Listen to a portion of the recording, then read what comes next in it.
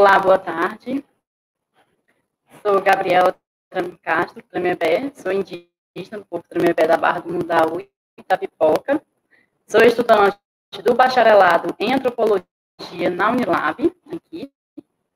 Sou membro do grupo de estudo de pesquisa Azânia, Unilab, e sou bolsista do Instituto ADEL. E hoje, começamos com a nossa mesa redonda. Nossa mesa redonda número 1, que traz para o debate o tema Antropologia e Pandemia. E as nossas convidadas que vão abrilhantar a nossa tarde de hoje são a minha ex-colega, a Petit Mamã. Boa tarde, Petit. Um prazer em revê-la.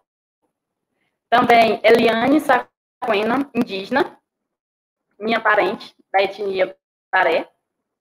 É um prazer dividir essa mesa com vocês. Fico muito honrada. E a Tatiane Barros, professora do IFCE, que vai nos dar esse prazer e trazer a perspectiva daqui do Ceará. Bom, vamos seguir a ordem das apresentações conforme está na programação de vocês. Claro, se vocês permitirem. Vamos começar a mesa com a Petit, depois pela Eliane e então pela Tatiane. E todos vocês têm 20 minutos para a fala.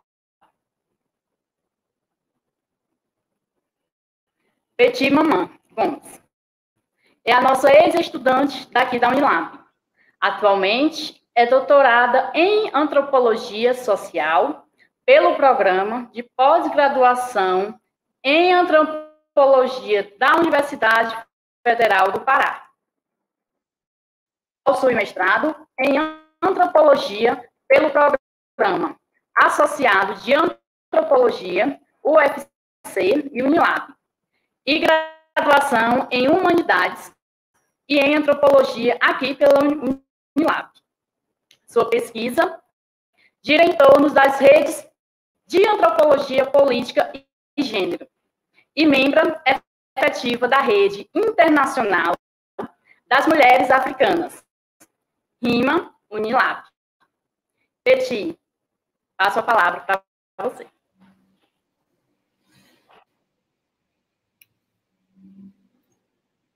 Olá, boa tarde a todas, a todos, a todos que estão assistindo. Queria começar agradecendo a professora Jacqueline Pólvora, Juan e Patrício pelo convite. É a segunda vez que eu participo da Semana de Antropologia da Unilab. Para mim sempre é um prazer. Estendo os meus cumprimentos às minhas colegas Putira, Tatiane, que estão aqui comigo nesta roda. Eu privilegiarei falar um pouco de fazeres etnográficos em tempos de pandemia, possibilidades de pesquisa antropológica em ambientes digitais, a partir da minha experiência de coleta. Para mim, queria dizer que, assim tem se visto nas conferências ou lives, não existe uma fórmula, né, nem um manual para efetivar as nossas pesquisas antropológicas nesse novo cenário pandêmico. Alguém pode me dizer, mas, Peti, muitas pessoas estão adotando algumas técnicas de pesquisas tradicionais, as ditas entrevistas, né, ou entrevistas por WhatsApp, Skype, e-mail, ou ligações, até no mesmo próprio Google Meet ou Zoom. Sim, eu já participei em algumas entrevistas desse caráter. Sim, também aceito que algumas pessoas estão conseguindo fazer isso. Vejam comigo, a grande parte das minhas interlocutoras, as mulheres da cidade de Bissau, são as pessoas que estão na pior situação para o enfrentamento da pandemia, as menos que têm meios para seguir o isolamento e distanciamento social, ou menos de obedecer o comando, fique em casa, porque elas dependem exclusivamente de vendas diárias nos mercados populares de Guiné-Bissau. Portanto, a vida social, ela continua acontecendo fora das redes sociais. Por isso, foi necessário para mim muitas além de recomendações tecnológicas, como instrumento de pesquisa antropológica nesse novo cenário. Então, antes de adentrar-me nessa minha experiência específica, eu gostaria de sublinhar algumas questões gerais que foram importantes para mim no começo de março de 2020. Comecei com os seguintes questionamentos: como desenvolver uma pesquisa antropológica em contexto de uma pandemia mundial? Quais serão as alternativas metodológicas nesse novo formato? O que, de fato, específico a antropologia pode contribuir no campo científico, no enfrentamento efetivo ao vírus, aos seus efeitos sanitários, sociais, econômicos, políticos, culturais, ambientais e assim por diante? Então, porque já sabemos que a antropologia costumeiramente treina suas pesquisadoras e seus pesquisadores com os métodos qualitativos. Dentre as técnicas e métodos de pesquisa, a clássica pesquisa de campo, a etnografia. Com a chegada da pandemia, então, de novo coronavírus, o contexto afetou certamente as agendas de pesquisas presenciais. Novos contextos foram, novos contextos e conexões foram agora virtuais, se estabeleceram. Isto é, a minha impossibilidade de realizar a pesquisa de campo no final de 2020 em Bissau, como centro de referência da temática da minha pesquisa doutoral, onde terei acesso às bibliotecas, o Instituto Nacional de Pesquisa, ENEP, especialmente estar junto às minhas interlocutoras, as mulheres bissau-guinenses, me fez primeiramente repensar os meus objetivos de pesquisa, porque até abril de 2020 queria analisar as relações que envolvem gênero, etnia, identidade na estrutura do Estado guinense a partir do marco temporal de 1974 a 2019. Verificar de que forma o Estado adota políticas de inclusão das mulheres no poder, ou melhor, as ações que estimulam a participação ativa de mulheres na política partidária, para que assim eu possa analisar as modalidades de articulação entre instituição e sociedade civil do ponto de vista teórico, evidenciar possíveis convergências ou conflitos entre essas práticas das mulheres.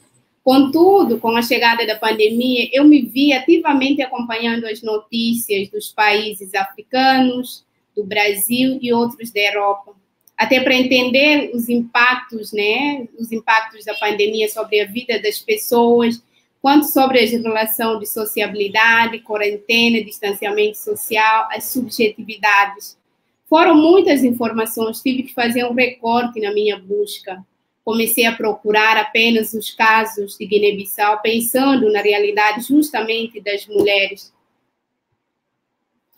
A Televisão Nacional da Guiné-Bissau tem uma página no Facebook. Eu descobri outra página da Alta Comissária para a Luta contra a Covid-19 na Guiné-Bissau, uma comissão que surgiu, justamente com o intuito de criar estratégias nacionais de combate à doença. As páginas de redes sociais de Alta Comissária e Televisão Nacional passam todas as informações sobre a Covid-19, desde programas de sensibilização, informações, estratégias adotadas para minimizar os efeitos sociais e econômicos da pandemia no país, as iniciativas de apoio, os efeitos, iniciativas de apoio pelos grupos das mulheres, cooperativas, organizações não governamentais, até a própria evolução dos casos cometidos, mortos e recuperados.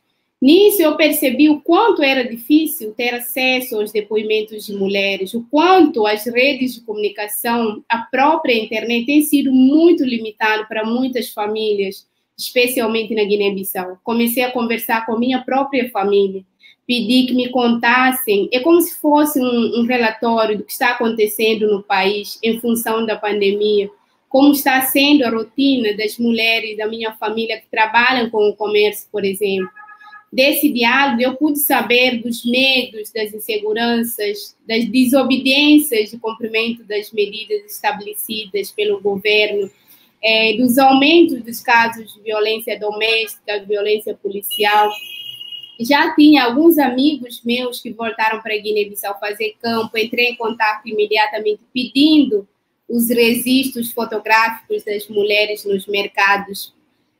E as fotografias passaram para mim, no meu texto de qualificação, a fotografia, ela em si, é como um dado antropológico. Fui ler alguns trabalhos de antropologia visual, para assim fazer as imagens de mulheres nos principais mercados guineenses que chegam a mim, não consiste apenas no domínio dos códigos visuais, das regras de composição, suas características de diferentes estilos, mas incluir essas etapas de exercício antropológico no sentido de seus aspectos socioculturais e a sua materialidade. Confesso que a partir dessa viagem antropológica, envolvendo redes de comunicação, pude compreender que a pandemia não só atinge as nossas pesquisas, mas também atinge direta e indiretamente nossos sujeitos, interlocutoras, interlocutores, colaboradores de pesquisa. Perceberam que durante todo esse período, né, de distanciamento social, fechamento das fronteiras, no meu caso, que estou aqui no Brasil, não pude voltar para a Guiné, a minha pesquisa antropológica do campo passou para mim a ser exercida virtualmente, mas envolvendo muitas pessoas. E pensava como fazer antropologia em casa, como fazer pesquisa etnográfica nesse novo momento de isolamento e distanciamento social, levando a sério as questões ética, moral e política. Além do panorama breve que eu acabei de fazer agora, meteorologicamente voltei a restabelecer os contatos, diálogos com muitas mulheres que são antigas parceiras da minha pesquisa do mestrado. Deixava o áudio perguntando como estavam seus familiares, os cuidados em função da pandemia, que me contem, que me narrem o que quiserem, o que sentem, o que acontece no país. Digo isso para vocês porque o retorno sempre é demorado, muito demorado, mas as suas narrativas e os canais de comunicação estão sendo imprescindíveis para eu pensar de forma situada os efeitos de Covid-19 na Guiné-Bissau e propor algumas considerações meteorológicas sobre a pesquisa qualitativa nos diferentes ambientes digitais. As reportagens, por exemplo, entrevistas de mulheres concedidas às imprensas de comunicação social está sendo extremamente importante para a minha pesquisa doutoral. Lembro agora, né, quando James Clifford declara que o discurso se transforma no texto. Isso, para mim, torna um instrumento de diálogo, dando a interpretação para a pesquisa, mas não me vejo na autoridade interpretativa, até pela lógica, né, dessa colocação de Clifford, dada que não é possível trazer um discurso para ser interpretado tal qual o texto é lido, apesar de não ser uma pesquisa de campo presencial, no qual o etnógrafo sempre vai embora, levando com ele os textos, né, posterior interpretação. Veja-se. Por exemplo, a minha pesquisa, em especial, não representa a autoridade etnográfica. Eu estive lá, pautada na experiência de pesquisa junto ao grupo de mulheres na capital, Guiné-Bissau. Entretanto, considero, né, a releitura pautada na interação ou negociação entre pesquisadora, interlocutoras, a polifonia, né, no sentido de envolver duas ou mais sujeitos politicamente conscientes para construir o texto a várias mãos. As fotografias de mulheres ferantes que eu recebi de pesquisadoras e pesquisadores guineenses em campo deu-se a uma negociação oral prévia de se eu podia ou não incorporar as fotografias das mulheres no meu texto de qualificação como um dado antropológico. No entanto, eu, enquanto antropóloga, reconheço a importância da interação, do envolvimento, aliás, essa relação entre o pesquisador e os sujeitos, interlocutores, colaboradores da pesquisa ser marcada ou marcante na produção do conhecimento antropológico. Contudo, os meus dados coletados até então, além da narrativa da minha mãe, dos meus parentes, foram monitorados no site, nas páginas de redes sociais, né? Então, a pesquisa foi mediada pela tecnologia, os ambientes digitais, virtuais, como estratégia de busca, me permitiu acessar temas que, durante esse período de pandemia, com viagem cancelada, teria muita dificuldade em registrar ou fotografar. A ideia de possível etnografia online, segundo considerações tecidas pelo antropólogo, professor do Departamento de Antropologia da Universidade de London, Daniel Miller, trata-se de uma situação em que todo mundo está realmente ficando online, então precisamos compartilhar esses momentos.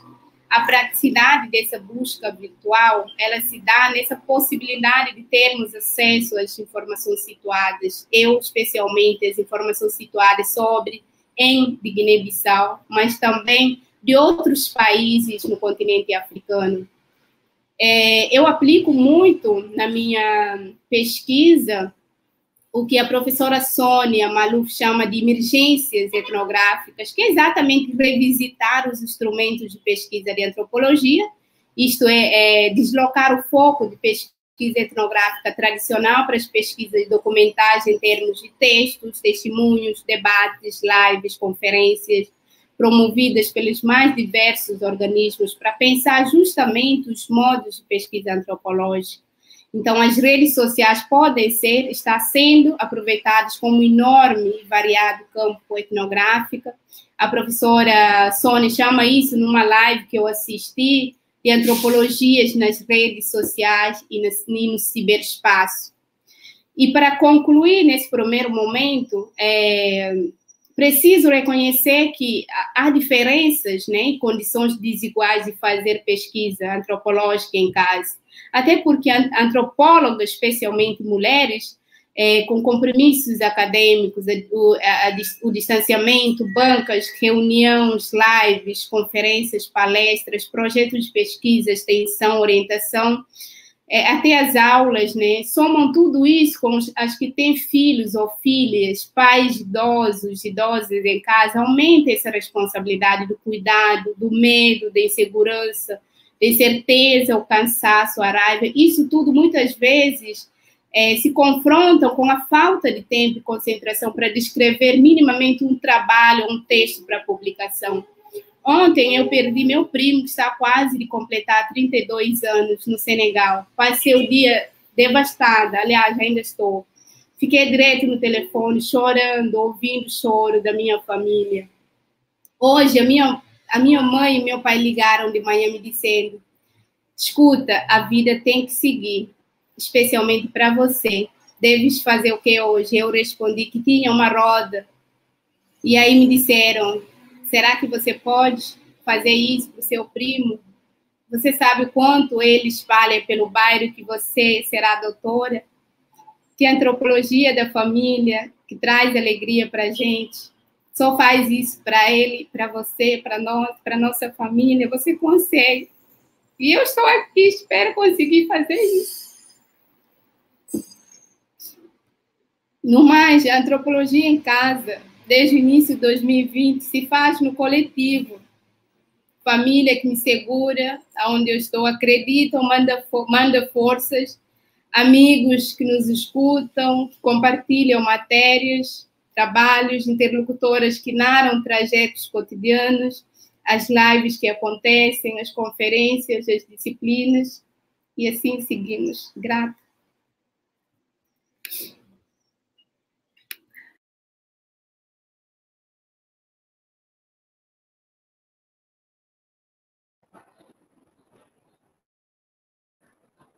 Obrigado, Peti, pela sua colaboração.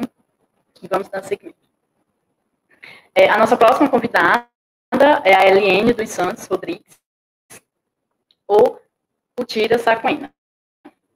Putira é indígena da etnia Baré, doutorada em antropologia na concentração da Biantropologia na linha de pesquisa em genética, Florence, pelo programa de pós-graduação em antropologia da Universidade Federal do Pará.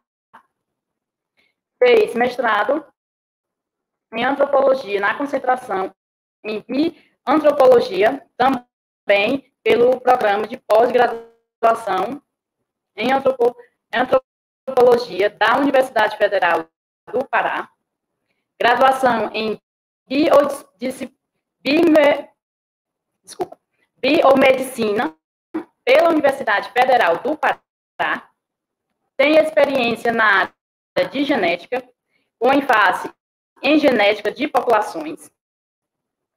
Atualmente, participa participa de grupos de pesquisa, realizado estudos antropológicos, epistemológicos e genéticos de populações humanas na Amazônia, indígena e afro-brasileiros, quilombolas e no Ribeirinho pela Universidade Federal do Pará, e vice-presidente da Liga Acadêmica de Saúde Indígena do Estado do Pará. Passo a palavra para você, Putira.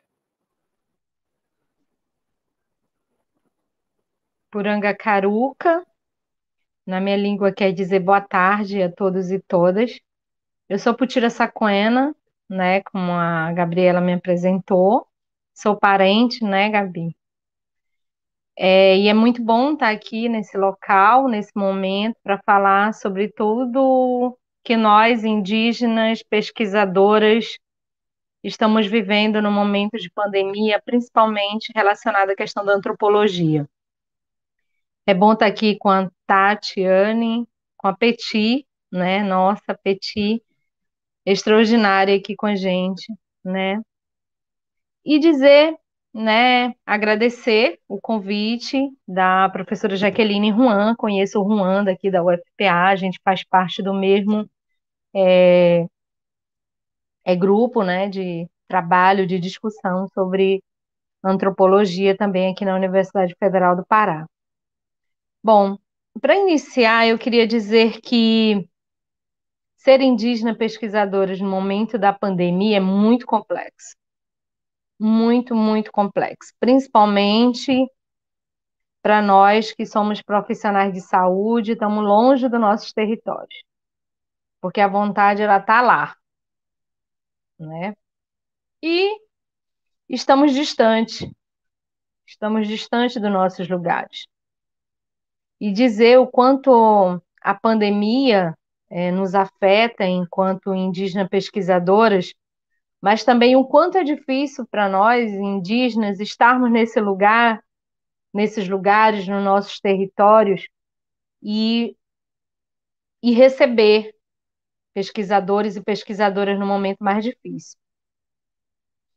Então, para minha pesquisa ela estava muito relacionada com indígenas estudantes nas universidades das Amazônias. A Putira fala em Amazônias porque não é uma, são vários povos, são vários olhares, são várias vivências, e cada diversidade olha a Amazônia de uma forma. Então, eu falo em Amazônias. E pensar que com a pandemia, todo o trabalho, todo o que foi construído podia não mais funcionar. E aí eu lembrei que na minha dissertação de mestrado, eu falava sobre metodologias diferenciadas para povos indígenas. Então, percebi que era o momento de colocar em prática essas metodologias e pensar em algo diferenciado. E que era um momento muito difícil que todos nós estávamos vivendo, mas que para nós, povos indígenas, como o mundo todo falava, nós íamos ser extintos, que ia ser o maior genocídio dos povos indígenas, e isso trazia uma certa aflição, ou seja, trazia aflição realmente. E como eu sou da área também da genética, a cada publicação isso me deixava muito mais angustiada, porque todos, pesquisadores e pesquisadoras do mundo, sempre falaram que nós tínhamos uma vulnerabilidade biológica muito maior do que qualquer outra pessoa. E isso é angustiante ouvir falar sobre isso. E no primeiro momento, né, com a Associação dos Povos Indígenas Estudantes na UFPA, nós começamos a elaborar cartilhas na língua que realmente representasse nós, povos indígenas, que pudéssemos utilizar palavras que as nossas comunidades pudessem entender. porque eram muitas palavras técnicas, muita informação. Todo dia estávamos bombardeados de informações e muitas palavras técnicas e que nos confundia muito. Então, nós elaboramos várias cartilhas nas línguas indígenas aqui no estado do Pará, pela Universidade Federal do Pará, em parceria com alguns distritos de saúde indígena. E essas cartilhas foram distribuídas, foram enviadas online para vários povos, para que a gente pudesse amenizar todo o impacto. Foi no momento que a CESPA, né, a Secretaria de Saúde do Estado do Pará, entrou em contato para que eu pudesse estar colaborando com essa secretaria em nível de povos indígenas. E eu fiquei muito preocupada, né, porque eu estou no doutorado, existe toda uma complexidade, e de repente eu estar nos territórios e não ter informação da minha família também lá para o outro lado, né, porque eu sou do Amazonas, sou do território médio Rio Negro, e está bem longe de casa. E foi quando houve a possibilidade de mudarmos o tema do meu trabalho e voltar a ser um tema relacionado à questão da Covid-19. E aí houve toda uma mudança, né, todo um novo estudo em relação do que, na verdade, começar tudo de novo, depois com a chegada da pandemia. Então, ficar pensando antropologia e relacionar com a questão da saúde é pensarmos em metodologia diferenciada de atendimento de saúde e pensar também que a pesquisa ela é um produto de algo que seja realizado dentro dos territórios e que nem sempre você vai ter pesquisa. Eu gosto de dizer que quando as pessoas perguntam, Putira, por que tu decidiu ser indígena pesquisadora? Eu gosto de dizer que eu cansei de ser pesquisada. Porque a gente acaba crescendo vendo os antropólogos e antropólogas dentro dos nossos territórios e eu sempre ficar muito curiosa de saber o que eles escreviam naqueles caderninhos sentados na rede. Então, e eu pensava o que tinha de retorno sobre isso. Eu gosto de falar sobre retorno porque eu digo que se toda a sociedade brasileira tivesse retorno das pesquisas que nós, universidade, fazemos, nós não estávamos desacreditadas hoje, no momento mais difícil que o Brasil passa.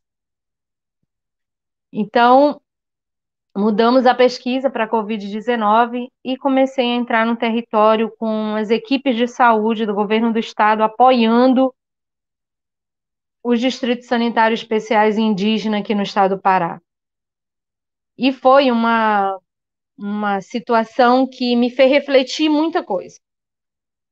Os nossos territórios aqui estavam utilizando a nossa ciência ancestral. Mais do que nunca, a gente sabe que nós nunca perdemos isso e que mais do que nunca ela foi valorizada mais do que antes. E que os mais novos também estavam compartilhando esses saberes dentro dos nossos territórios. E aí eu falo no protagonismo e empoderamento das indígenas mulheres dentro dos territórios, com essa ciência ancestral. Foi quando percebemos que de 100 indígenas de uma única etnia, 58% já tinham anticorpos para Covid-19 e IgG. Mas só que a gente sabe da área da saúde, né, que ia estar todas essas informações também aí hoje, que o teste rápido para IgG ou IgM, que são anticorpos, ele não é 100%. Então, essas amostras também passaram pelo exame imunoenzimático. Aí nós tivemos a maior surpresa ainda, que 78% desses indígenas já tinham adquirido anticorpos e nenhum tinha passado para o estágio inflamatório. E isso foi surpreendente para nós. O que a gente pensar a partir de agora com povos indígenas? O que a gente refletir sobre isso, sobre a questão de anticorpos sendo produzidos de uma maneira muito maior do que do não indígena? Aí a gente pensou várias hipóteses, várias possibilidades. E eu digo, a gente publicou esse artigo falando sobre isso e da dificuldade de isolamento entre nós, povos indígenas, porque nós fomos criados na coletividade. Tudo é muito compartilhado entre nós. Na verdade, tudo é compartilhado entre nós. Nós estamos sempre juntos dentro da aldeia, as crianças estão brincando juntos. Não existe isolamento dentro dos nossos territórios, porque a gente está na coletividade, como eu falei.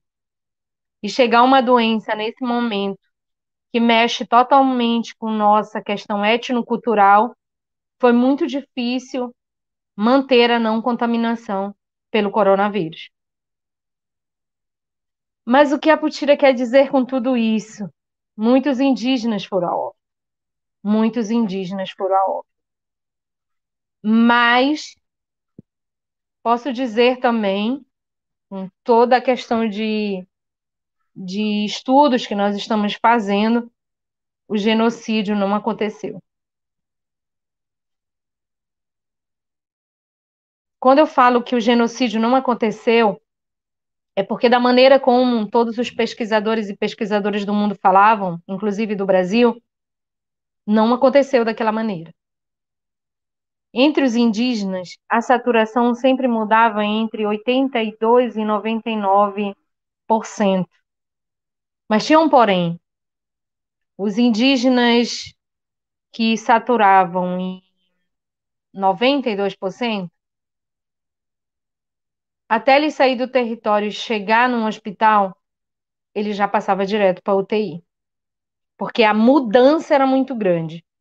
O que fazer nesse processo? Era intervir antes, para que a saturação não baixasse até chegar nos hospitais. Então, a gente percebe que o Brasil não conhece os povos indígenas, que a ciência nunca conheceu outras ciências além da dela ocidental, e que ela não reconhece isso. E outra realidade que eu trago: a ciência é um processo colonizador ainda de tutela. Porque eu não posso dizer ainda que o que garantiu vários povos que não tiveram nenhum óbito é a nossa ciência ancestral indígena. Porque a ciência tuteladora ainda das universidades não admite isso de fato, que nós conseguimos, em vários territórios que não teve nenhum óbito, foi a nossa ciência que interviu. E isso está comprovado em vários povos que não houve óbito. Aí você tem, vamos puxar para uma região de Altamira, onde você tem, aqui no estado do Pará, onde você tem 9 etnias e você só teve 2 óbitos. É de a gente refletir, ninguém fala sobre isso. A visibilidade está em um contexto geral. E a gente também precisa falar que existe os isolados, né? E essas experiências com os povos que estão mais isolados, mais fora do contexto urbano, a pandemia passou lá. A gente não teve óbitos. Ou seja, o que a Putira quer falar com tudo isso? Quanto mais próximo dos centros urbanos, na verdade, não somos nós que estamos chegando próximos dos centros urbanos. São os centros urbanos que estão chegando próximos aos nossos territórios e o quanto isso está fazendo mal para nós enquanto povos indígenas. E a pandemia, ela trouxe um outro processo não só relacionado à dificuldade para nós indígenas pesquisadores e pesquisadoras, mas trouxe algo muito mais brusco que eu não posso deixar de falar, que é o racismo estrutural e institucional no Brasil. É como o Brasil pudesse ter mostrado de fato quem ele é. Nós estamos com nossos territórios invadidos, contaminados, estamos com PLs e mais PLs ameaçando o território e a gente não pode discutir saúde nem educação, porque isso tudo acontece no território. Como é que nós vamos falar sobre pesquisa, sobre saúde, sobre educação, se hoje não estamos com nossos territórios garantidos? É para o Brasil refletir de onde é que ele, o que ele de fato está fazendo com seus povos originários. Hoje a gente fala da dificuldade que nós tivemos com metodologias para falarmos das nossas pesquisas. Hoje nós falamos o quanto é difícil termos aulas online. Hoje nós falamos o quanto as pessoas estão passando fome, estão em fila para pegar osso, mas ninguém, nenhum movimento além do nosso está lutando pela terra. Por quê? Se as universidades não se juntarem a nós, povos indígenas, elas também não têm pesquisa, porque não vai ter terra e não vai ter campo para elas.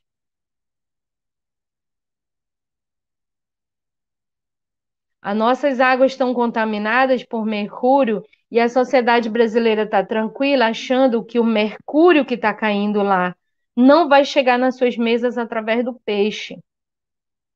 E que as Amazônias estão silenciadas porque ainda não perceberam a força que tem se juntarem a nós, povos indígenas. A pesquisa, nós indígenas pesquisadores e pesquisadoras, nós não conseguimos falar da nossa pesquisa sem ter o nosso momento de falar da terra. Não dá para falar sobre isso. É para o Brasil refletir que ele nasceu de um estupro, esse estupro foi das nossas ancestrais.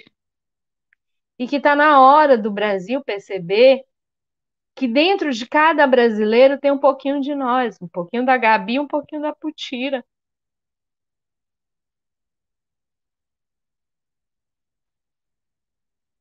E que na minha cosmologia, enquanto indígena, o meu tio que faleceu recentemente, ele curou muitos com as nossas ciências ancestrais lá, e que na nossa cosmologia, quem cura muitos e muitos e muitos, ele se vai depois.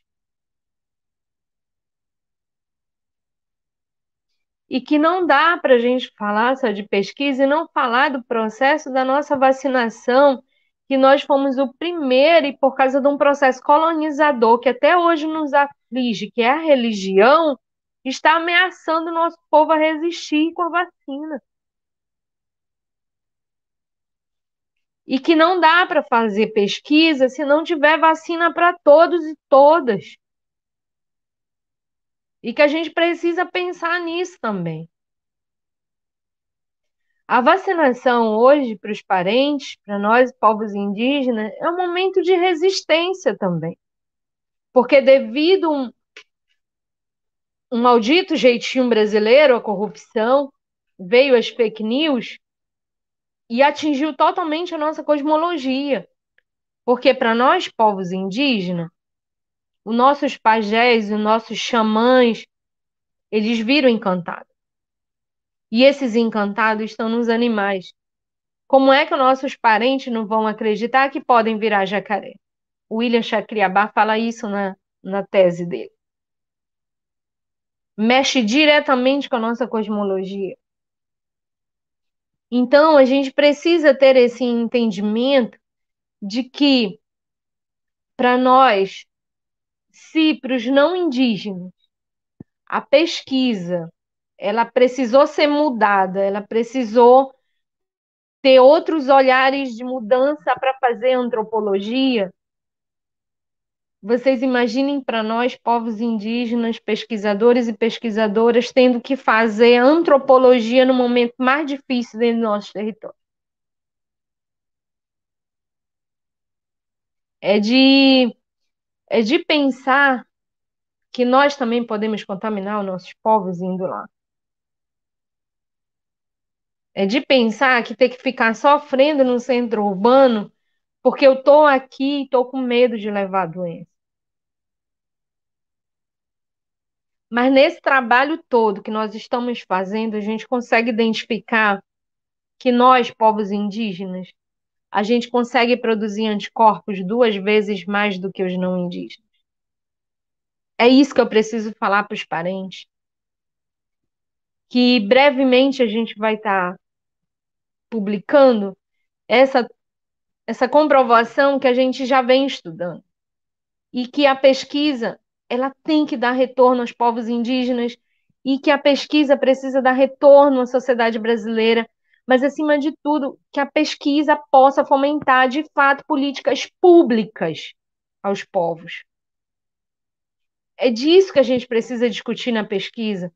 O que meu projeto de tese, dissertação, TCC, pós-doc está trazendo, fomentando e dando retorno à sociedade.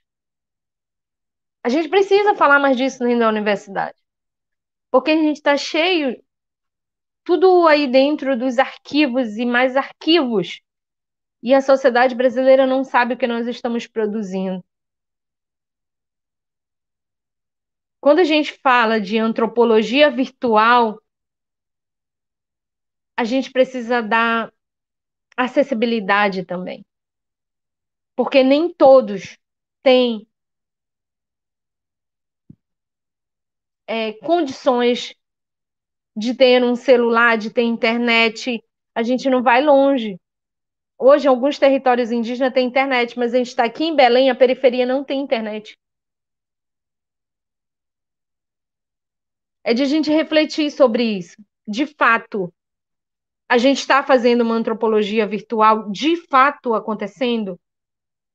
O que que nós podemos fazer com isso?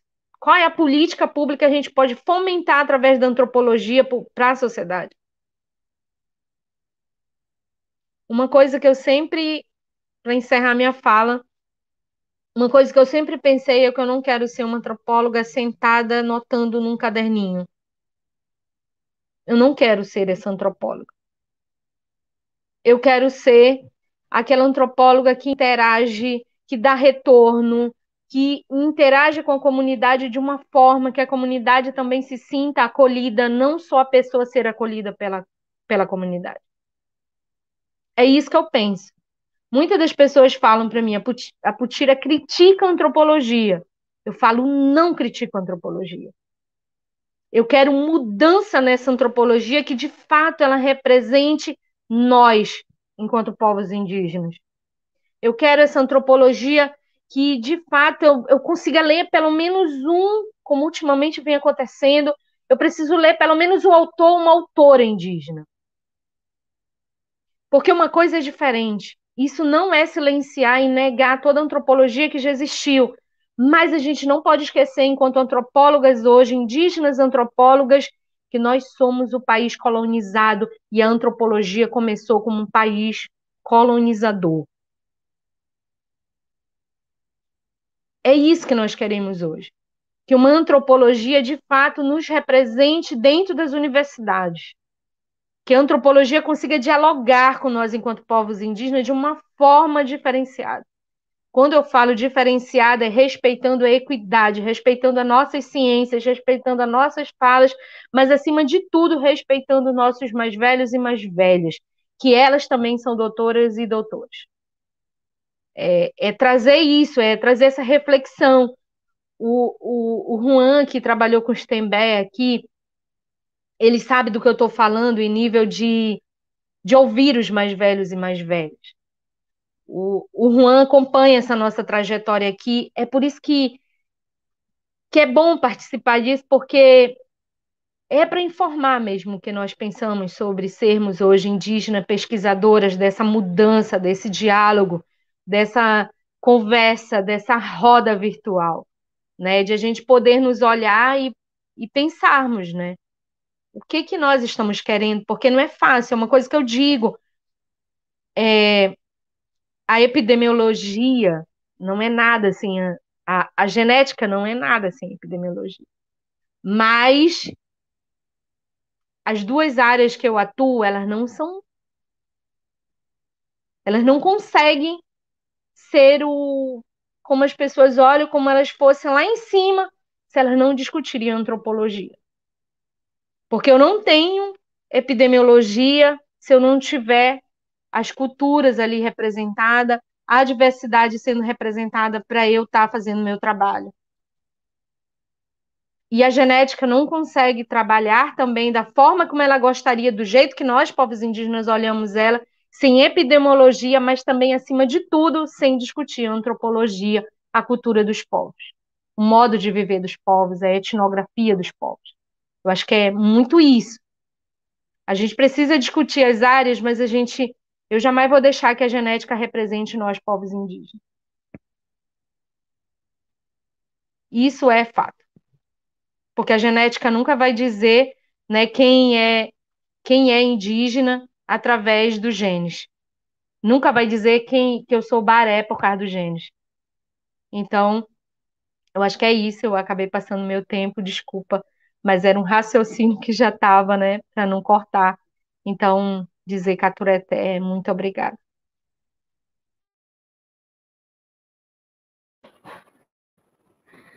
Muito obrigado, Tira, pela sua fala. E vamos dar aqui seguimento. E agora venho com a Tatiane, né, a nossa convidada. Tatiane é doutorada em Antropologia Social pela Universidade Federal de Santa Catarina, onde realizou pesquisa com os grupos de ajuda mútua narcóticos anônimos na cidade de Florianópolis, desculpa, gente. É mestre em Antropologia pela Universidade Federal de Pernambuco e tem bacharelado e licenciatura em Sociologia pela Universidade Federal do Rio Grande do Norte. Possui experiência de pesquisas nas seguintes temáticas: corpo, saúde e adoecimentos, usuários de drogas e substâncias psicoativas. Atualmente é professora do Instituto Federal do Ceará e participa do Núcleo de Estudos Afro-Brasileiro Indígena. A palavra é sua, Tatiana. Oi, boa tarde. Obrigada, Gabriela. Primeiro eu quero agradecer ao Juan e à Jaque Pólvora pelo convite, e a Putira e a Peti pelas falas, porque são falas como as de vocês que me fazem pensar todos os dias qual o lugar que eu quero ocupar na antropologia. Então, eu acho que hoje é um momento muito potente para mim também, para pensar, para me pensar enquanto antropóloga, para pensar as nossas relações na antropologia e com as pessoas que estão fazendo pesquisa com a gente, né, e com os povos com quem temos interlocução de pesquisa. Vou aqui falar hoje pela primeira vez sobre uma pesquisa que eu realizei quase recentemente, assim, faz pouquíssimo tempo que eu acabei essa pesquisa aqui no Ceará. É a primeira vez que eu estou falando sobre ela, então tem coisas que eu nunca falei em voz alta, que eu só escrevi e que eu só pensei, ou que eu dialoguei com outras pesquisadoras que fizeram parte do grupo comigo. De uma forma geral, essa foi uma pesquisa que foi pensada em 2019, então ela foi pensada para acontecer toda presencialmente, né? A gente ia fazer pesquisa com mulheres de agricultura familiar e de comunidades tradicionais em 3 estados do Nordeste: o Ceará, Bahia e Pernambuco. Foi uma pesquisa realizada com 6 pesquisadoras, eu sou uma delas, e eu fui a responsável pela pesquisa no Ceará, né? Outras pesquisadoras ficaram com com a parte de Pernambuco e outras com a parte da Bahia, né? Nesses povos tradicionais, a gente conversou com mulheres quilombolas e de comunidades de fundo de pasto. Então, a ideia geral da pesquisa é que a gente ia entender, né, quais são os impactos das categorias tempo, custo e deslocamento dessas mulheres, né, da agricultura familiar, mulheres rurais e de comunidades tradicionais, desses 3 estados do Nordeste, para elas se cadastrarem e se manterem atualizadas no cadastramento único, aquele CAD único, né? Então, na pesquisa, a gente ia pensar sobre mobilidade rural-urbana, sobre organização do tempo entre a esfera doméstica e a saída da comunidade, quando as mulheres vão para esses lugares de cadastramento, o custo que essas mulheres têm para desenvolver, né, essa atualização, para poder garantir essa atualização, e as negociações, né, de tarefas da vida doméstica, do trabalho, das relações de cuidado que essas mulheres têm, pensando também com isso desigualdades de gênero e de raça, né? A pesquisa, ela envolveu a mim, que sou antropóloga, outras professoras que são da sociologia, outras pesquisadoras que são da biologia e da etnobotânica. Então, a gente pode pensar numa área interdisciplinar, né, para poder pensar sobre essas categorias, e ela foi uma análise qualitativa e quantitativa. Então, até 2019, quando a gente idealizou essa pesquisa, estava tudo certo, né? Naquele momento, a parte do Ceará, ela ia ser realizada com uma única comunidade quilombola, chamada Comunidade de Nazaré, que ela fica localizada em Itapipoca, na Serra do Arapari, e a escolha dessa comunidade é que em 2019, né, naquele mesmo ano, eu sou removida, eu sou professora do IFCE, e no IFCE a gente tem esse trânsito de remoções entre as cidades. Então, eu chego em Itapipoca e começo a conhecer um pouco da cidade e me deparo, né, assim, sou apresentada à comunidade quilombola de Nazaré, por meio de uma das lideranças e de 2 mulheres com quem eu tenho um grande diálogo, que é a Aurila. E eu converso com a Aurília e digo, Aurília, a gente está pensando em submeter esse projeto, posso fazer a pesquisa em Nazaré? Você acha que dá certo a gente fazer essa pesquisa?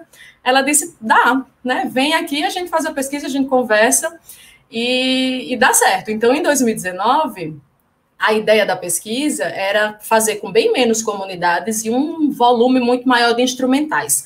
Naquela época, quando a gente pensou sobre isso, tínhamos a ideia de pensar o tempo e o custo do deslocamento minuto a minuto. Essa é uma categoria que as professoras da sociologia da UAST, elas estão desenvolvendo para poder pensar sobre o uso do tempo das mulheres rurais, né? Então, elas pensar como as mulheres se organizam minuto a minuto, porque muitas vezes as mulheres dizem, eu fui cozinhar, né? Só que você contabiliza o tempo da cozinha, só que enquanto você cozinha, você alimenta um animal, você cuida da criança, você responde a uma pessoa que está tirando uma dúvida, você ajeita uma mesa, você faz vários outros trabalhos dentro da casa, né, dentro da sua rotina, que são interligados com esse cuidado e com esse cozinhar, né? Então, naquele minuto que você cozinhou, você fez outras 5, 6 atividades.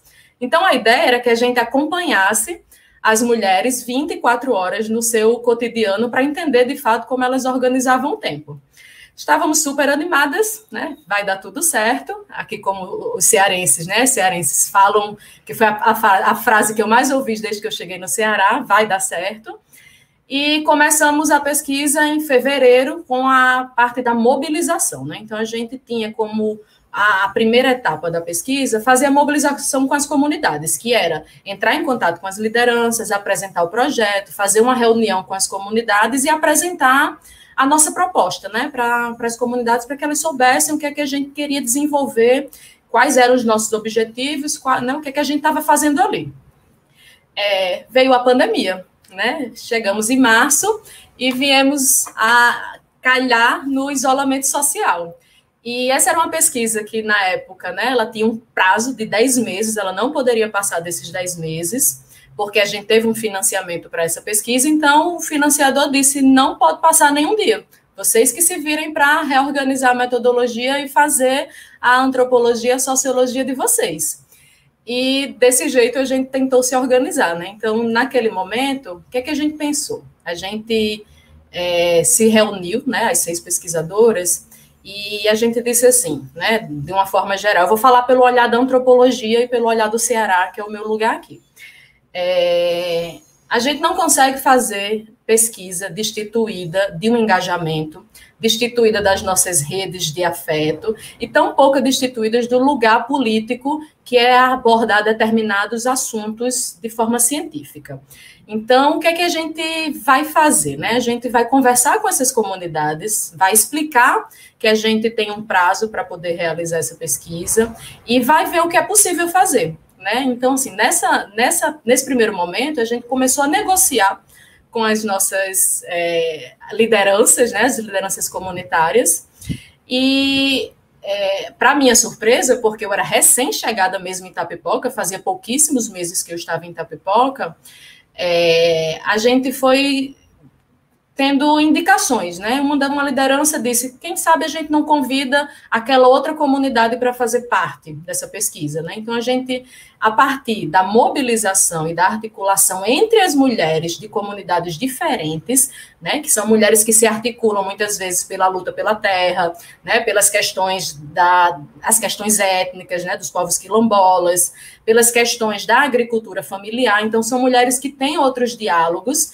né, de resistência e de afeto, e que nos colocaram em contatos com um número muito maior de comunidades. Então, no começo, a gente tinha um número X de comunidades para realizar a pesquisa nos 3 estados, e após a pandemia, né, assim, tendo sido decretado a necessidade do isolamento social, a gente aumentou o número de comunidades por motivação dessas redes de afeto e de resistência, que eu estou chamando assim, porque são mulheres, incluo a gente, né, mulheres da academia e mulheres das comunidades, em negociações, em processos de resistência política, social, enfim, eu acho que eu estou colocando isso como processos de resistência, né? Porque somos pessoas que estamos em diálogo para além da academia.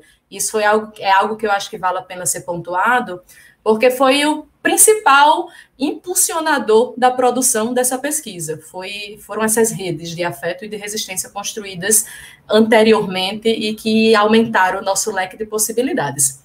Então, assim, no caso do Ceará, eu ia fazer a pesquisa com a única comunidade, que era a comunidade de Nazaré, que eu já tinha contato, já tinha conhecimento, já tinha ido na comunidade, já conhecia como é que funcionava.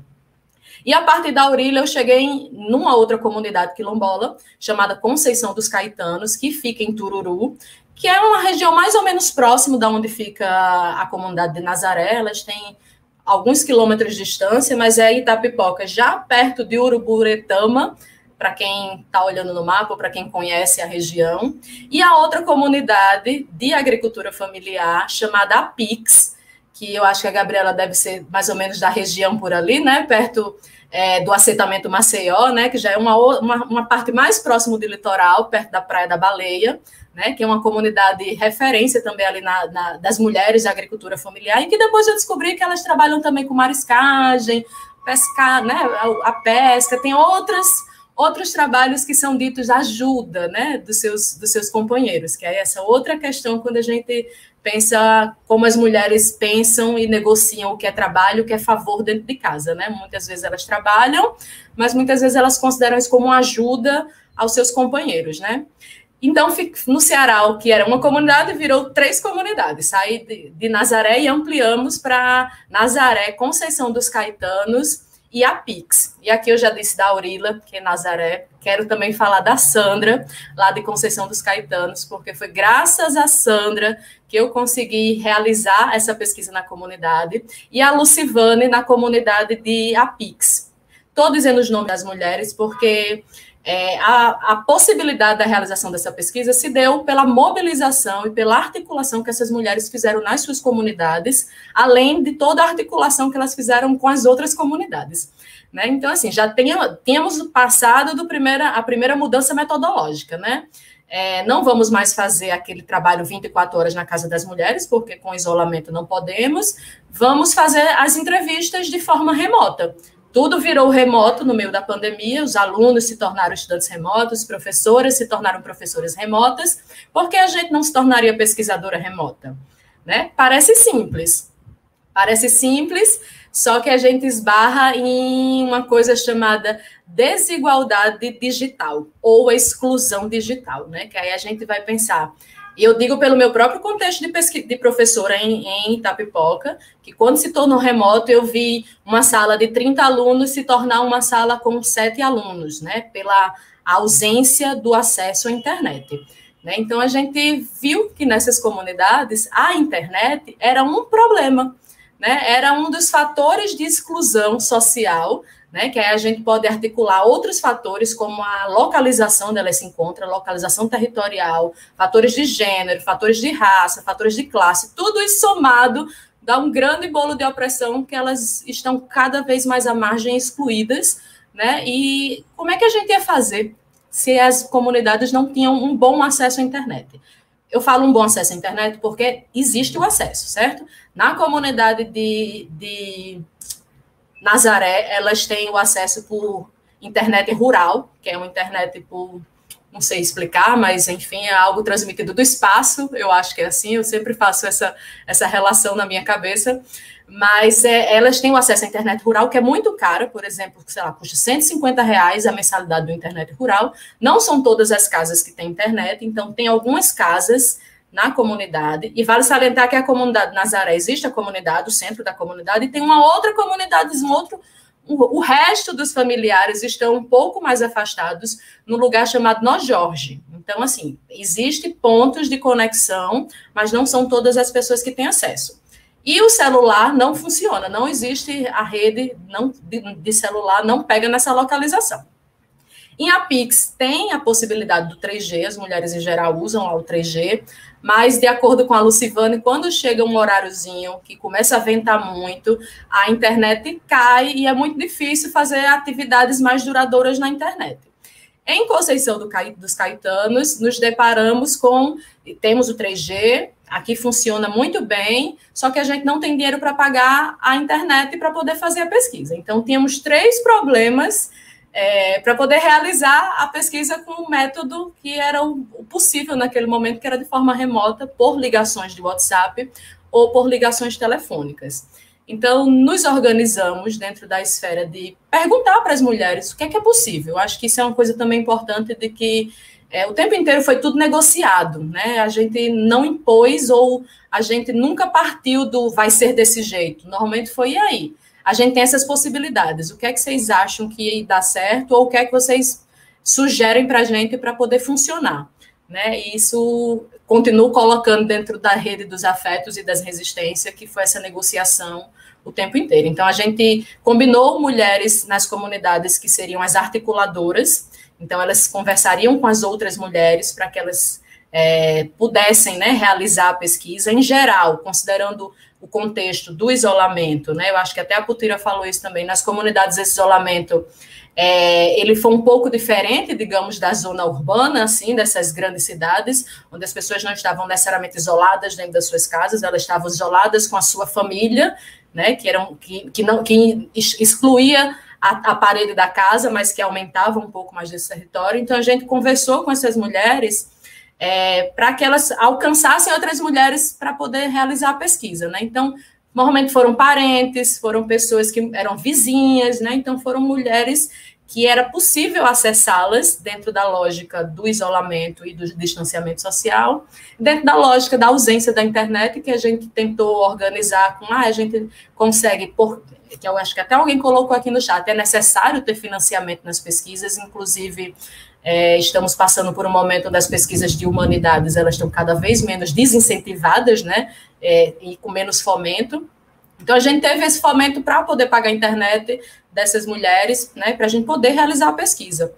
E esse foi o segundo processo, que a gente passou por esse problema da desigualdade digital, que não bastasse, né, o isolamento que essas mulheres estão territorialmente, e isso foi uma questão que a gente identificou já nas entrevistas. Aqui no Ceará foi feito 23 entrevistas, né, foram 23 conversas com mulheres diferentes das 3 comunidades.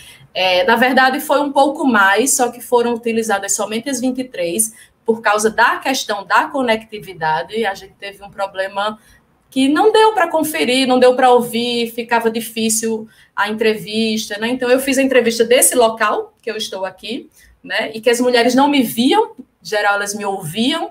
Eu acho que de todas as 27 mulheres com quem eu conversei, 4 ou 5 me viram, né? Que foi com quem eu consegui fazer ligação de vídeo. Todas as outras sabem quem eu sou a partir da minha voz. Do mesmo jeito, eu sei quem as mulheres são a partir da voz delas. E foi uma experiência nova para mim, enquanto antropóloga, porque como é que eu entendi a lógica do território para poder descrever como é que essas mulheres se movimentavam de suas casas até o lugar do cadastramento e da atualização do cadastramento único. Isso só existiu a partir do que elas me narravam. Eu não tinha a visibilidade e a experiência daquele lugar. Eu nunca andei por aqueles territórios, eu nunca estive lá. Né? Tirando Nazaré, que era o que eu conhecia de fato, as outras 2 comunidades ficaram para mim acessíveis a partir das narrativas dessas mulheres. Então, eu ouvi muito, né? Uma escuta muito atenta do que elas pensavam sobre os seus lugares, os seus territórios, e foi um potencial para poder pensar exatamente sobre essa exclusão, né? Dessa mobilidade urbana e rural, que eu acho que esse é um dos fatores principais assim da pesquisa, que essas mulheres, em geral, elas estão muito afastadas dos centros onde se realizam esse cadastramento, né? O cadastramento normalmente é realizado no CRAS ou num lugar organizado pelo CRAS da cidade para que as mulheres vão lá. Então, são mulheres que se acordam 4h30 da manhã, tendo deixado a casa e os trabalhos da roça organizados no dia anterior, se acordam 4h30 da manhã, organizam as crianças ou delimitam, né, ou colocam a atividade do cuidado para outras filhas ou para outras mulheres da própria casa, da própria família, né, se alimentam rapidamente, pegam um transporte, que nessas 3 localidades, o mais utilizado, eu não sei como é em Redenção, não sei como é nas localidades de vocês, mas o transporte mais utilizado ali é o pau de arara, que é um veículo irregular e ilegal no Brasil, mas que nos interiores do Ceará, quiçá do Nordeste, né, de outras experiências que eu tenho em outros estados, é o veículo mais utilizado, ou seja, é um veículo que é um transporte que não é público, né, ele é privado no sentido que as mulheres pagam, e pagam um alto valor para poder fazer esse deslocamento, um alto valor considerando que são mulheres assistidas pelo Bolsa Família, né, então elas já têm uma renda relativamente baixa, e elas gastam em torno, com deslocamento ida e volta, quando vão sozinhas, cerca de R$40, então já é um valor muito alto, né? Muitas vezes elas precisam levar um filho, uma filha, né? Precisam levar alguém que é dependente delas e elas não têm com quem deixar, então o valor dobra, isso dobra em todos os aspectos, tanto no valor do deslocamento, quanto no valor da alimentação, né? E da organização delas no lugar do cadastramento, né? Então, a gente está pensando aí o deslocamento, relação rural-urbano, porque nas zonas rurais, né, o transporte público é algo inexistente, né, o que coloca as mulheres em risco o tempo inteiro. Estou falando de mulheres porque são as mulheres que vão fazer esse cadastramento, né, normalmente são as mulheres que são responsáveis pelo cadastramento no CadÚnico e do Bolsa Família, né? O CadÚnico, ele articula uma série de outros programas sociais, né? Então, e normalmente a própria política pública, ela indica que uma mulher com mais de 16 anos seja responsável, porque compreende-se que as mulheres têm maior cuidado na organização e na distribuição financeira das suas famílias, né? Isso é a própria organização da política pública. Então, a gente está pensando aqui em mobilidade rural-urbana, né? Esse deslocamento que é custoso para as mulheres e que não existe um transporte público, ou seja, as mulheres que já estão em situação, né, de afastamento, de distanciamento, de desigualdade nas suas localidades, elas são colocadas ainda mais às margens, porque o próprio Estado não dá conta de inserir minimamente o transporte para que essa atualização aconteça de forma sem custo para essas mulheres, né, ou com custo mínimo. Tem um tempo, né, que em geral elas acordam 4h30 da manhã e retornam para suas casas à tarde, então elas ocupam aí mais de 12 horas do seu dia, entre o deslocamento, a fila da espera, né, o cadastro, o horário do retorno do transporte, porque muitas vezes o transporte é o carro de feira, né, o pau de arara, o carro de feira vai para a feira de manhã, 6 horas da manhã, volta da feira de tarde, finalzinho da tarde, 5 e pouco, por aí. Então, elas vão e voltam no horário da feira. E, né, o tempo, o custo e esse deslocamento que elas gastam, né? Como elas vivenciam essas 3 categorias dentro da lógica de fazer o cadastramento ou a atualização do cadastramento único, que acontece a cada 2 anos. Uma outra ponto, só para ir concluindo, eu acho que eu já estou no tempo, eu passei do tempo, eu me perdi aqui do horário que eu comecei. Gabriela, se eu já tiver passado, eu estou acabando. Teve uma pergunta no questionário que a gente, né, essa pergunta não estava no começo, mas a gente resolveu colocar depois, que foi perguntar se elas já tinham se sentido discriminadas ou maltratadas no processo de atendimento. E dessas 23 mulheres que eu entrevistei, somente 4 disseram que tinham se sentido ofendidas, né, maltratadas, discriminadas. E as outras, elas diziam que não se sentiam, apesar de falarem que estavam se sentindo, porque elas achavam que aquilo tudo era do jeito que era para acontecer. A gente já sabe que não vai ter transporte, então a gente sabe que o percurso vai ser ruim. Quando chove é pior ainda, a gente sabe que o carro pode virar e a gente pode sofrer um acidente. Então, ok. Né? A gente já sabe que quando chegar lá vai ter um bocado de pergunta que as pessoas vão fazer para a gente e a gente não vai nem entender porque eles falam muito rápido, mas a gente vai dizer ok. Né? Então, assim, é a forma como as pessoas entendem, ou como essas mulheres entendem que a política pública tem que ser acessada por elas de uma forma dolorosa. Né? Eu vou dizer, essas são palavras minhas, não são palavras delas, mas que muitas vezes a reação era exatamente essa, de que a gente já sabe que o processo é todo sofrido, é muito doloroso e que não é diferente. Então, nesse contexto, a gente já está acostumada com isso. Então, eu não me sinto ofendida. As outras que se disseram, né, discriminadas, ofendidas ou maltratadas, elas falaram exatamente sobre isso, né, de que, como por exemplo, foi uma das falas de uma das comunidades quilombolas que teve o cadastramento realizado na própria comunidade, o último cadastramento que aconteceu em 2019. E ela disse que foi exatamente o contrário, né, assim, quando elas vêm para cá, a gente está conversando com as pessoas da família, a gente vai e chega lá na hora que é para ser atendido, a gente não fica no sol quente esperando, eu posso deixar uma panela no fogo, ir lá e resolver. Então, é uma adaptação da política dentro do contexto dessas comunidades, e que isso foi dito pela maioria das mulheres, 87% das mulheres disseram que a melhor forma de resolver todos os problemas desse cadastramento único, que é uma forma muito simples, era que o município realizasse o cadastramento na própria comunidade, o que não seria custoso demais para aquele município, porque o deslocamento seria mínimo. Levar uma equipe para passar 2, 3 dias na comunidade e realizar o cadastramento de forma esporádica seria uma possibilidade que resolveria muitos dos problemas daquelas mulheres. Eu acho que, de uma forma geral, foi isso, e obrigada.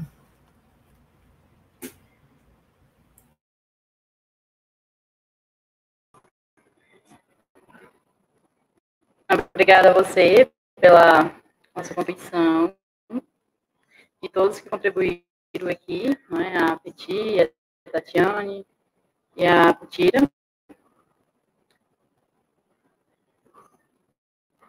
Muito obrigada pela contribuição de vocês.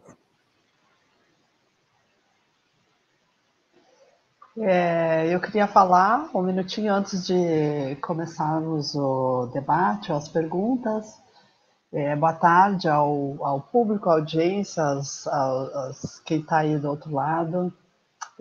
Eu estou muito tocada com esta mesa, acho que foi uma mesa, está sendo, né, uma mesa muito potente, muito forte, no sentido de que são 3 mulheres, mais a Gabriela,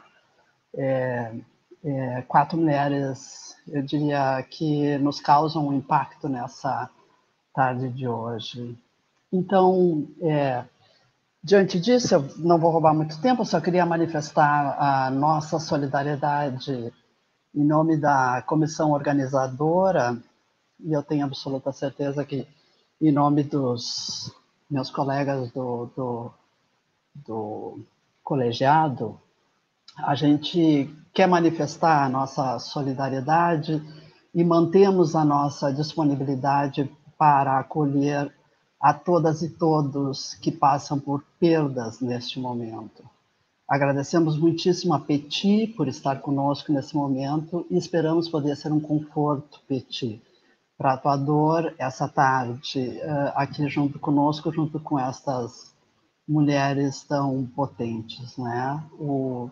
A gente acredita que o nosso afeto nos ajuda a agregar nossos pares e queremos que você, Peti, e tantos e tantas outras e outros se sintam abraçados por nós, a tua família também, mesmo que à distância. Então, agora eu devolvo ao debate. Muito obrigada, Peti, Putira e Tatiane e Gabriela. Por favor.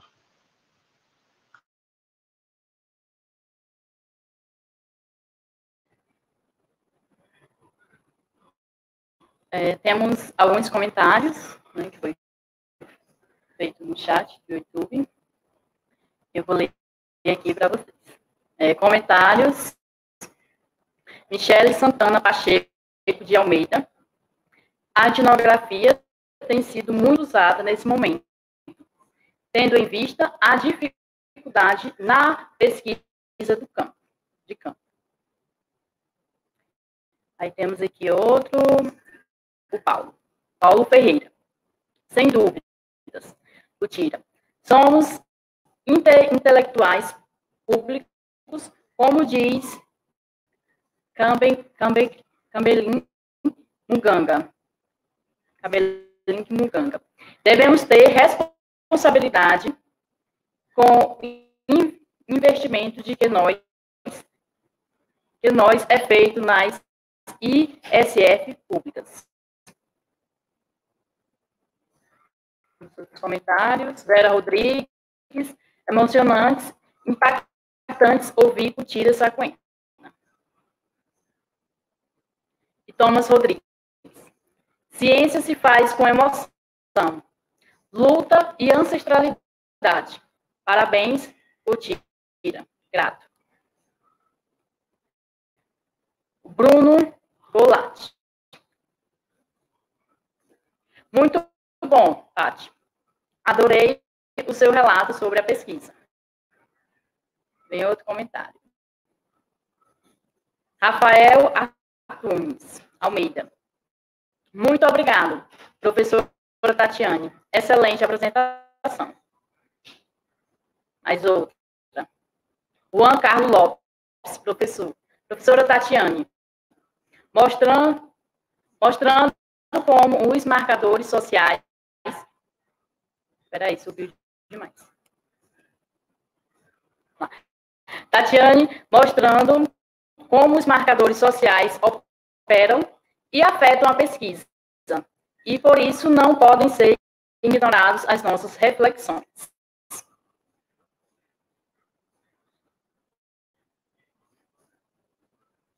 Aí, vamos lá, tem algumas perguntas aqui. Deixa eu ler também. Juan Carlos Lopes. Essa vai para o Tito. Por favor, pode falar um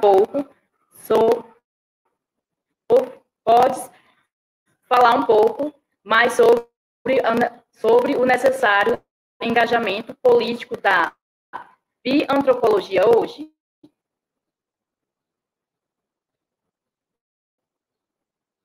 Essa é a pergunta. Acho que essa foi a única pergunta. Se a Putira puder responder.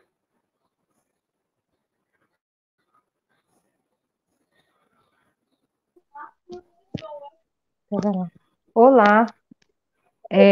Eu vou responder que eu estou nos dados móveis agora, né? Estão me ouvindo? Sim, perfeitamente. Então, é uma pergunta muito, muito importante e também muito desafiadora, né, professor Juan?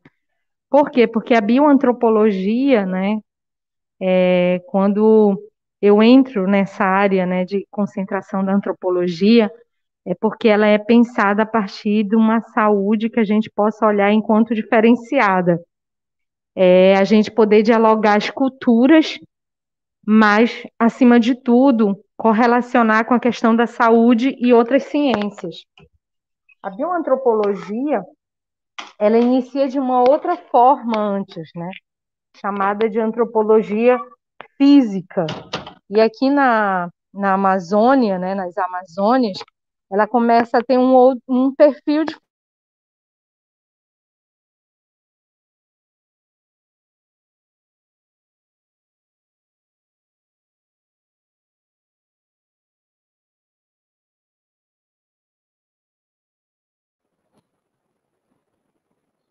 Eu acho que caiu. Tira. Uma entre nós. Estão ouvindo? Travou um pouco, mas não estou ouvindo. Agora.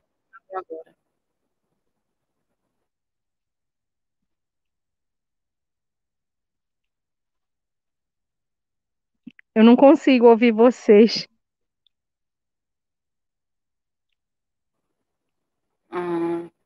Sai e vê se voltando dá certo.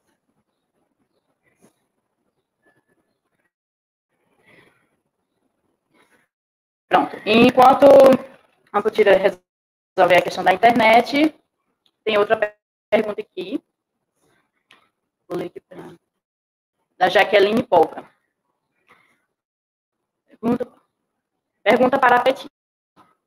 Tendo em conta que você recebe e envia áudios do WhatsApp para a sua pesquisa, como você avalia esta metodologia e material obtido em comparação a uma entrevistada, por exemplo?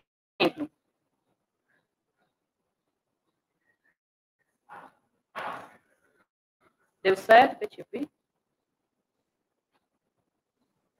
Oi. Agora apareceu para mim, sim.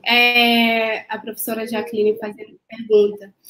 Como eu falei inicialmente, os áudios que eu recebia não era considerado como meteorologicamente para a minha pesquisa, é como se fosse um desabafo. Eu queria saber de perto como que acontecia, tendo em conta as dificuldades da internet, mas lógico que tem uma diferença gigantesca. Quando desenhamos uma pesquisa no contexto normal, a gente pensa nas perguntas formalmente limitadas, minimamente de um diálogo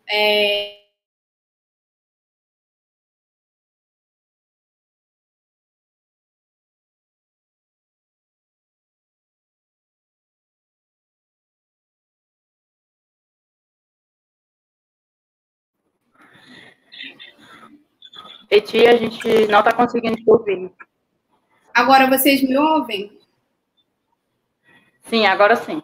Ah, tá, voltando. Alguém dizendo assim, a internet de Belém. E não está chovendo, incrível que pareça, não está chovendo. Mas voltando aqui, como eu estava dizendo, quando a gente faz as nossas perguntas direcionadas no tempo normal, no nosso tempo normal, antes da pandemia, era muito direcionado, mas agora com esse diálogo de mandar o áudio no WhatsApp perguntando e questionando como está sendo a rotina das mulheres no mercado, e especialmente eu comecei com a minha família de me narrarem como, né, o que acontece na Guiné, como está sendo esse distanciamento social, como está sendo a rotina no próprio mercado, se estão saindo, como está sendo cuidado. Isso é como se fosse um áudio de mais de 10 minutos, assim, a pessoa começa a falar da vida, e fala do filho, depois fala da comunidade, depois fala do bairro. Não é uma coisa, uma concretude, né, que necessitamos saber. Por exemplo, o que acontece em função da pandemia? Foste para o mercado hoje? Conseguiste vender alguma coisa? A pessoa não vai dizer assim, olha, eu não vendi hoje porque os policiais estavam na rua vigiando, vai começar a dizer assim, eu acordei, mas o dia começa isso, está chovendo, não está chovendo, os meus produtos estão com problema, estragou, eu vou no mercado, não vou, começa a contar o dia da pessoa. Então, assim, dentro disso, meteorologicamente, para a gente, você precisa filtrar o que é necessário, trabalhar nessa pesquisa, mas você precisa ouvir esse material, você precisa transcrever esse material. Por exemplo, no meu caso, a minha família grava um áudio falando na minha língua materna, né, manjaco, e aí eu tenho que tentar transcrever esses áudios em crioulo e depois tentar ver se eu consigo trazer a essência do áudio para o português, para fazer um diálogo com a minha pesquisa. Então, assim, tem toda essa dificuldade de você pegar um áudio da pessoa emocionada, com muita raiva, porque os policiais estavam na feira, de poder trazer essa originalidade do texto, do áudio, da fala da pessoa para um texto, num momento tão difícil que a gente vive. E eu, como a Putira, tive que mudar a minha pesquisa para trabalhar os efeitos da pandemia, né, nos principais mercados do país. Então, assim, meteorologicamente, eu estou tentando filtrar os áudios que chegam a mim, eu estou tentando assistir os vídeos, né, onde as mulheres foram espancadas, por exemplo, pelos policiais, tentar ver, né, não apenas dizer assim, os casos de violência aumentaram na Guiné, como eu falei no início da minha fala, mas as próprias mulheres, você vê que é uma pesquisa não apenas da Petit, assim, por isso que o meu pai falou assim, eu acho que você precisa ir para a conferência, eu sei que você não está bem, mas eu acho que seria um lugar para você poder falar um pouco, assim, disso. Então, para mim, é uma pesquisa que emerge, né, nessa necessidade social, tanto eu, Petit, querendo trabalhar com as mulheres, quanto as mulheres também me mandaram os materiais. Chegou um momento que eu não precisei mandar o vídeo pedindo o que acontece, o que está acontecendo na Guiné. As pessoas mandaram, assim, voluntariamente para mim. Eu entrava no Facebook, eu recebia os vídeos, eu recebia o depoimento, eu recebia os materiais, assim, me encaminharam direto. Então, essa pesquisa, essa meteorologia, ela se dá dessa forma mesmo, assim, coletiva. Eu comecei apenas com a minha família, quando eu não conseguia falar com as mulheres, por conta da internet, que a professora Tatiane falou muito bem, dessa desigualdade social que a gente vive, apesar de dizermos que, nesse momento atual, as pesquisas estão sendo mediadas pelas etnografias virtuais, que a professora Sônia fala de emergências etnográficas. Não é todas as pessoas que conseguiram fazer essas pesquisas, né? Porque eu, estando em Belém, e as mulheres que estão no interior da Guiné-Bissau sem um celular que pega o sinal, como é que essas pessoas, como é que as informações chegam a mim para formular uma pergunta ou formular um dado antropológico, etnográfico? Então, assim, tem essa questão, tem essa dificuldade, mas também tem a vontade, né, das mulheres quererem que eu saiba o que está acontecendo. Então, assim, tem essa troca. E a metodologia que eu uso de tentar filtrar o que dá para fazer nesse momento, porque a gente sabe dos critérios acadêmicos, eu não posso pegar tudo e jogar tudo no texto, mas também precisar construir um trabalho que entre em diálogo com os depoimentos das mulheres, que entre em diálogo com o que está acontecendo na linha, e o que eu estou lendo e poder dialogar com as bibliografias da metodologia também. É isso, Gabriel. Tá, grata, Petit. Agora vamos de mais perguntas. Pergunta da professora Jaqueline Pólvora para Tatiana. Interessante que você diz que as mulheres reconheciam você e você reconhecia elas. Não é interessante que, num momento de tanta importância da tecnologia voz, o nosso corpo é o que continua nos referenciado? Tem outra aqui também, outra pergunta. Do Juan Carlos.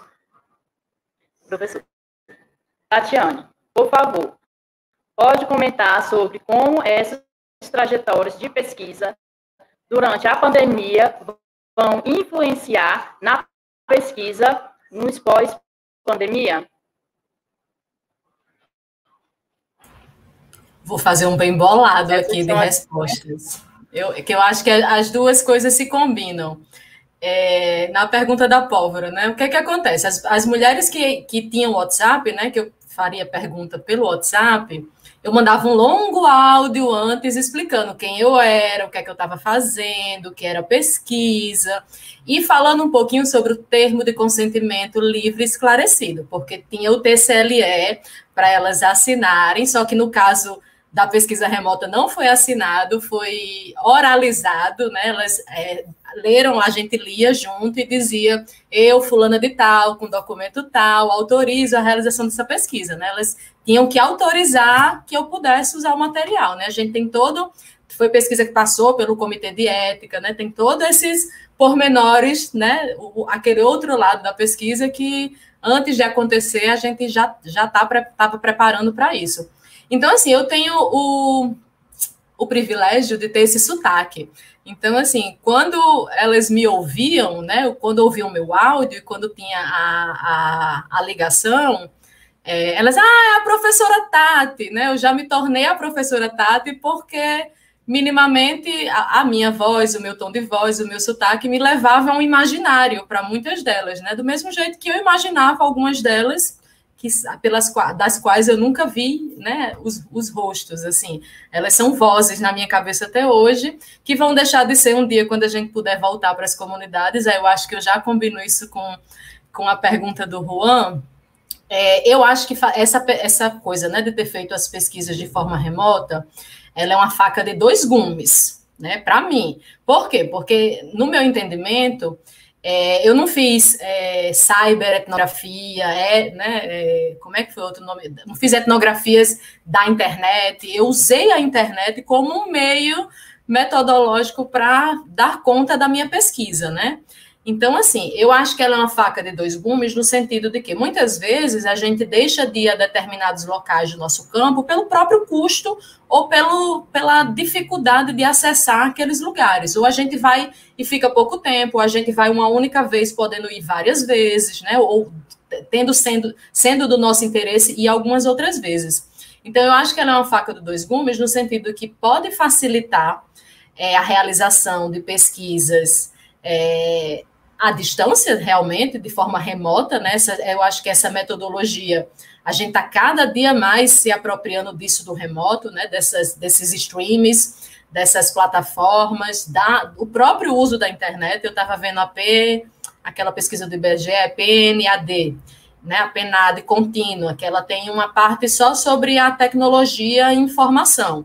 E do ano de 2017 para o ano de 2019, por exemplo, na zona rural, a internet saiu de 30 e poucos % para 40 e tantos %, quase 50%, 49% e um pouquinho.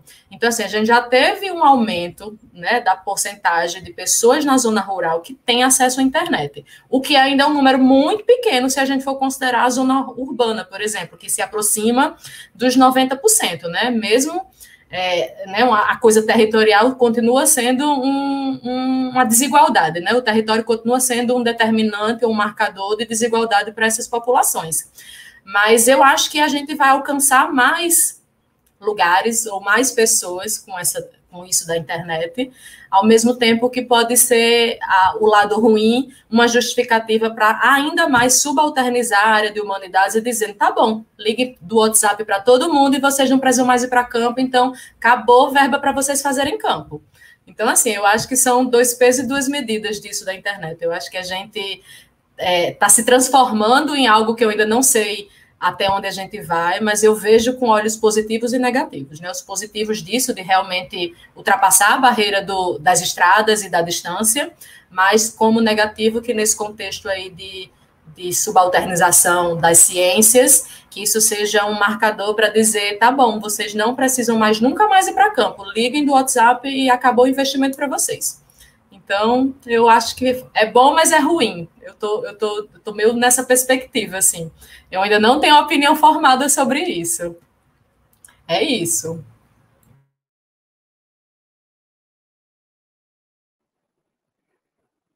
Obrigada, Tatiane. A Putira, ela ficou sem internet, né, mas ela mandou a resposta dela. E eu vou já ler aqui para vocês. Que foi o Juan que tinha feito uma pergunta. A bioantropologia assume um papel hoje político, social e autocultural. Estamos falando de uma bioantropologia que discute saúde, mas principalmente ciências, ancestralidade e não só biológica. Não só biológica. Muito obrigada a todos e todas. Estamos dispostos a criarmos uma antropologia que nos represente de fato. E isso não exclui ninguém, e sim soma e refloresta a mente. Gente, desculpa. Pronto. Logicamente, obrigado, Putira Sacuína. A gente agradece demais. Infelizmente, né, com os problemas com a tecnologia, a internet. Deixa eu ver se tem mais alguma pergunta. Não. Acho que já acabo por aqui. Não tem mais perguntas.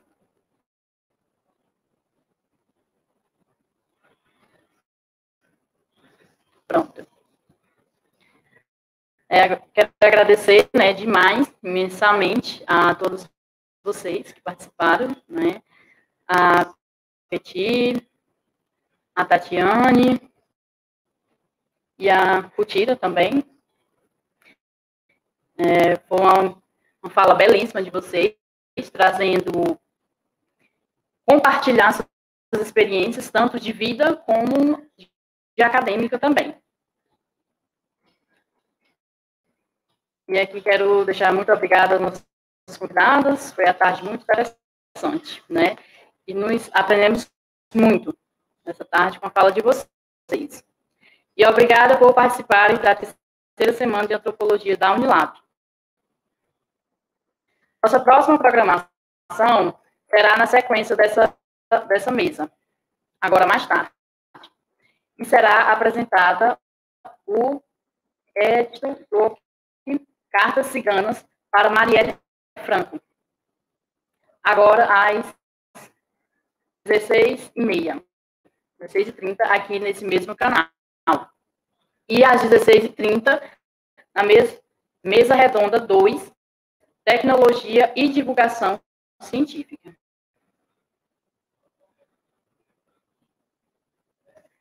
Vai ser aqui mesmo pelo canal do YouTube.